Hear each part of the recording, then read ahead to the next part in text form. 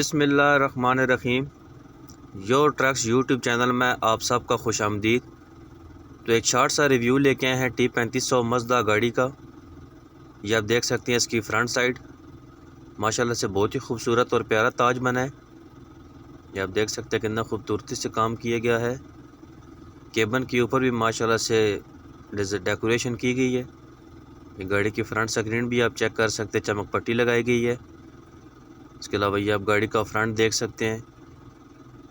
ये अगर गाड़ी का बम्पर भी आप देख सकते हैं, ऊपर एरियल लगाए गए हैं।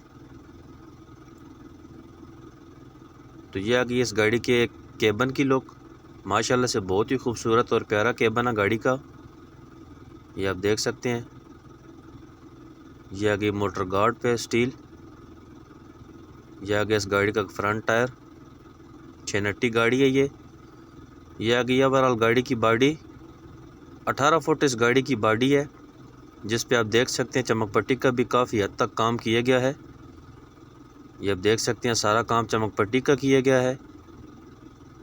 ये आ गए इस गाड़ी के पिछले टायर भी 8 पंजी 16 के ही हैं। ये आप चमक पट्टी देख सकते हैं ओवरऑल गाड़ी। ये आ गई कैलेंडर साइड से ओवरऑल गाड़ी। तो अभी हम चलते हैं इस गाड़ी की बैक साइड पे हम लोग आ चुके हैं। तो ये आ गई ओवरऑल गाड़ी की बैक साइड। इस गाड़ी के उस्ताद के मुताबिक ये गाड़ी तकरीबन 55 लाख की है।